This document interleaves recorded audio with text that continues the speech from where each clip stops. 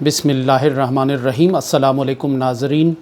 News analysis کی نئی episode کے ساتھ میں ہوں سید عارف بہار۔ ناظرین، آج گفتگو کا آغاز کچھ اشعار سے کیا جائے تو غلط نہ ہوگا کہ جو بالکل حسب حال ہیں کہ کتنے بے درد ہیں، سر سر کو صبا کہتے ہیں، کیسے ظالم ہیں کہ ظلمت کو ضیاء کہتے ہیں، جبر کو میرے گناہوں کی سزا کہتے ہیں، میری مجبوری کو تسلیم و رضا کہتے ہیں، یہ مسیحائی بھی کیا خوب مسیحائی ہے، چارہ گر موت کو تکمیل شفا کہتے ہیں، بزم زندہ میں ہوا شور سلاسل برپا، دہر والے اسے پائل کی صدا کہتے ہیں۔ یہ اشعار اس وقت حسب حال معلوم ہوئے جب میری نظر سے سری نگر کے ایک نیوز پورٹل کی رپورٹ سامنے آئی گزری، جس میں کہا گیا تھا کہ بھارت کی وزارت داخلہ نے 38 صفحات پر مشتمل ایک رپورٹ جاری کی ہے، جس میں 5 اگست 2019 کے فیصلے کو جسٹیفائی کیا گیا ہے اور دودھ اور شہد کی ان نہروں کا ذکر کیا گیا ہے کہ جو اس کے بعد سے کشمیر میں اور پوری ریاست میں بہتی چلی جا رہی ہیں۔ اس رپورٹ کے مطابق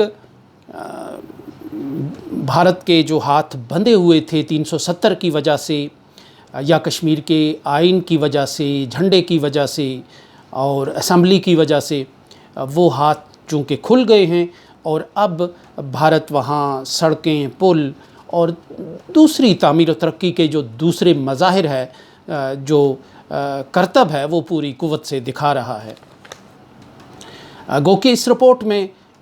ان دعووں کی تردید کی گئی ہے، بہت سے حوالوں سے نام لیے بغیر ظاہر ہے کہ جو اس وقت وہاں کیفیت ہے کہ وہاں آزادانہ رپورٹنگ نہیں کی جا سکتی، لیکن جو کچھ وہاں سے سامنے آ رہا ہے یا کیا جا رہا ہے اس کو بھی غنیمت سمجھ کے قبول کرنا چاہیے اور بین السطور اس سے کچھ مطالب اور مفاہیم اخذ کیے جانے چاہیے اور کیے جا رہے ہیں۔ اس 38 صفحات کی رپورٹ میں جہاں بہت سی چیزوں کا ذکر ہے، یعنی کامیابیوں کا ذکر ہے، بھارت نے کیا اچیو کیا، کشمیر کے لوگوں نے کیا اچیو کیا، تو اس پہ تو بالکل یہی بات صادر آتی ہے کہ چارہ گر موت کو تکمیل شفا کہتے ہیں، یعنی کشمیر کے لوگ جس چیز کو اپنی شناخت کی، اپنی تہذیب کی، اپنے ماضی کی، اپنے ثقافت کی موت قرار دے رہے ہیں، بھارت اسے ان کے لیے نسخہ شفا قرار دے رہا ہے، نسخہ کیمیا قرار دے رہا ہے، ہیلنگ ٹچ قرار دے رہا ہے، مرہم پٹی ان کے زخموں کی اسے قرار دے رہا ہے۔ یہ ایک سوچ کا، اوپینین کا ڈیفرنس رہا ہے، ہر دور میں رہا ہے، طاقت کے اور کمزور کے درمیان، طاقتور اور کمزور کے درمیان ہمیشہ سے یہ سوچ کا اور سمجھ کا یہ جو اختلاف ہے، یہ خلیج ہمیشہ سے موجود رہی ہے۔ اس کو کوئی بھی پاٹ نہیں سکا، کوئی بھی دور نہیں کر سکا، وقت خود ہی اس پہ پھر اپنا فیصلہ سناتا ہے اور یہ خلیج پھر کسی منطقی نتیجے اور منطقی انجام تک پہنچتی ہے۔ جو اس رپورٹ میں چونکا دینے والی بات ہے وہ یہ ہے کہ اس 5 اگست 2019 کے فیصلے کو شیاما پرساد مکھرجی کے خواب کی تعبیر کہا گیا ہے۔ چلیں سڑکوں اور پلوں کی حد تک، تعمیر و ترقی کی حد تک، سیاحت کی حد تک، زراعت کی حد تک، جس کا اسی رپورٹ میں کہا گیا ہے کہ بیڑا غرق کر دیا گیا ہے 5 اگست کے فیصلے کے بعد، تو اس حد تک تو یہ بات ٹھیک تھی، لیکن جب بات شیاما پرساد مکھرجی کی آتی ہے تو پھر پوری ایک ہسٹری ذہن میں آ جاتی ہے، صرف تاریخ ہی ذہن میں نہیں آتی بلکہ مستقبل کے عزائم اور ارادے بھی ذہن میں آتے ہیں۔ کشمیر کی تاریخ سے دلچسپی رکھنے والے لوگ بخوبی جانتے ہیں کہ شیاما پرساد مکھرجی کیا تھے۔ وہ پنڈت نہرو کی کابینہ کے ایک سخت گیر رکن تھے۔ پنڈت نہرو اور ان کی جو لابی تھی وہ کانگریس کے اندر وہ سیکولرزم کی اور جمہوریت کے دعووں پر یقین رکھتی تھی، اور اسی دعوے کی بنیاد پر پنڈت جواہر لال نہرو نے کشمیر کو اپنے ساتھ، بھارت کے ساتھ ملانے کے لیے ہیلوں بہانوں سے ایک کام شروع کیا تھا، تدابیر شروع کی تھی، اور وہ یہ چاہتے تھے کہ کشمیر جو ہے اس کے سیکولرزم کی ایک ضمانت ہو، اس کی جمہوریت کی ایک ضمانت بن کر رہ جائے، اور دنیا میں وہ یہ بتا سکیں فخر سے کہ کشمیر ان کے ساتھ ہے، ایک واحد مسلم اکثریتی ریاست ہے جو ان کے ساتھ ہے، اور یہ بھارت کے سیکولرزم کی ایک گارنٹی ہوگی، ایک شناخت ہوگی، ایک پہچان ہوگی۔ اس کے برعکس جو کانگریس کے اندر ایک اور لابی تھی جو سخت گیر لابی تھی، جو ہندو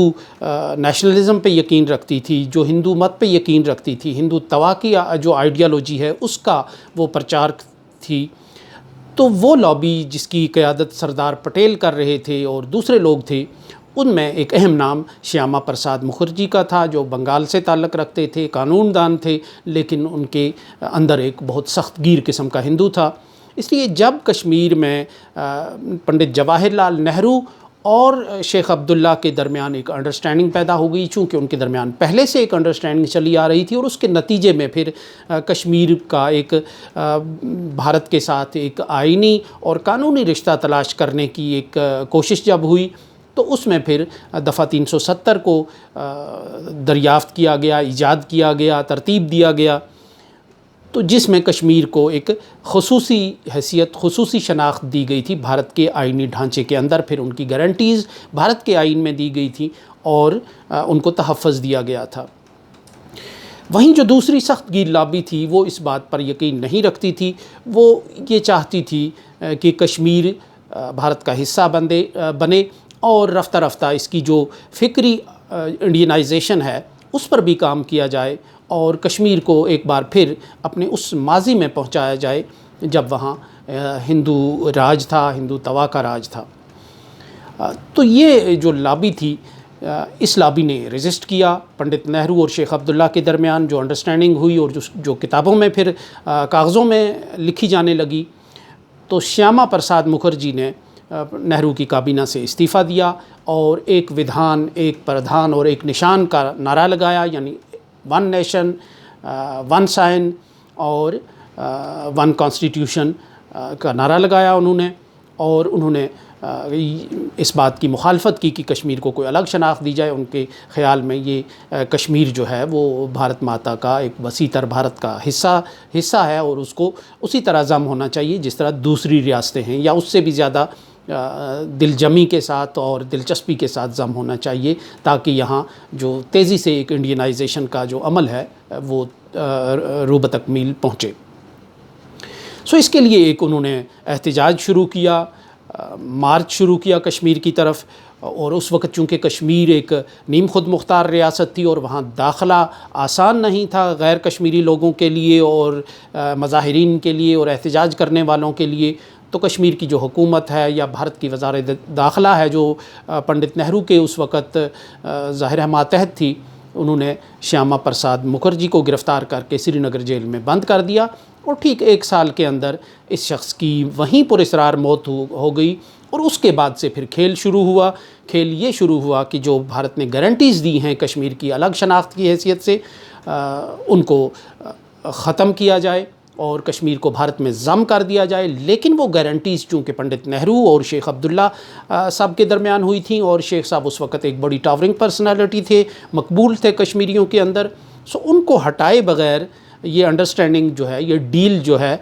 اس کو رول بیک نہیں کیا جا سکتا تھا، ختم نہیں کیا جا سکتا تھا۔ سو 1953 میں شیخ محمد عبداللہ کو ہٹا دیا گیا، اسی مطالبے کے نتیجے میں، اسی مکھرجی کے مطالبے کے نتیجے میں، اور پھر یہ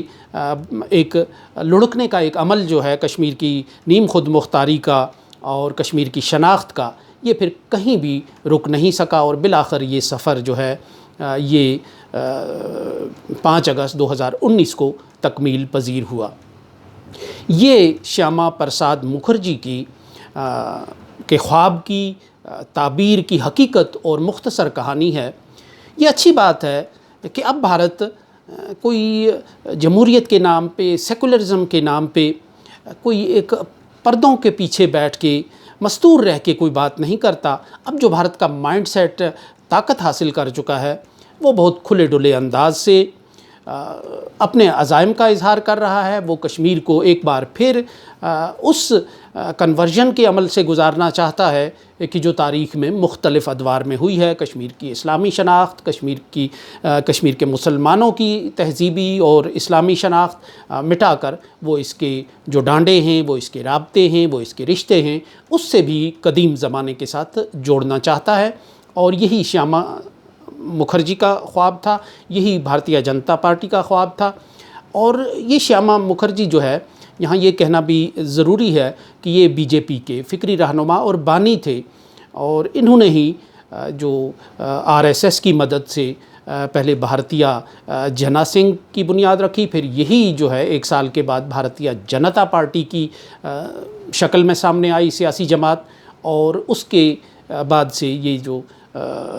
سیاسی جماعت ہے، یہ جو ذہن ہے، یہ جو مائنڈ سیٹ ہے، یہ انہیں ہی اپنا رول ماڈل اور اپنا فکری رہنما سمجھتا ہے۔ اس کے بعد میرا خیال ہے بھارت کی طرف سے اب کوئی ابہام نہیں رہا کہ بھارت کیا چاہتا ہے کشمیر میں،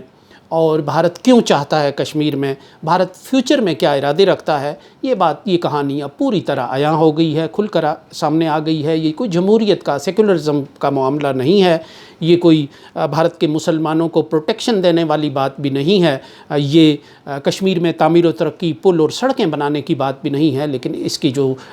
ڈانڈے ہیں، اس کے عزائم اور ارادے جو ہیں، وہ تاریخ میں کہیں دور تک پیوست ہیں، اور اس کا تعلق ثقافت اور تہذیب سے ہے، اس کا تعلق ایک ماضی سے ہے۔ یہاں تک کہ جو اس رپورٹ پہ سے اندازہ ہوتا ہے، اس کا تجزیہ کرنے سے اندازہ ہوتا ہے، یہیں سے میں چاہوں گا کہ ناظرین آپ سوئچ کر جائیں۔ آج انڈیپینڈنٹ اردو میں کشمیر کی بڑی معتبر دانشور ہیں، تجزیہ نگار ہیں، اور میں سمجھتا ہوں کہ جو کشمیر کی صورتحال پر گہری نظر رکھنے والے چند ایک لوگ ہیں، اس وقت کی جو صورتحال ہے اس میں ان کا شمار ہوتا ہے۔ نعیمہ احمد مہجور صاحبہ ہم سب کے لیے جانی پہچانی ہیں، ریڈیو کا زمانہ جب اگر ذہن میں آئے تو فوراً ایک مخصوص لب و لہجے کی حامل نسوانی آواز بھی وہاں آتی ہے، اور کشمیر کی کہانی لیے، کشمیر کی رپورٹ لیے ہوئے 90 کی دہائی میں یہ ایک مانوس آواز ہوا کرتی تھی ہمارے لیے، جب ہم کانوں کے ساتھ ریڈیو لگا کر BBC سنتے تھے، بالخصوص کشمیر کے حالات سے آگاہی کے لیے۔ نعیمہ احمد مہجور صاحبہ کا ایک بہت اہم مضمون آیا ہے انڈیپینڈنٹ اردو میں، جو عمران خان صاحب کی تقریروں پر فوکس کیے ہوئے ہے، انہیں بنیاد بنائے ہوئے ہے۔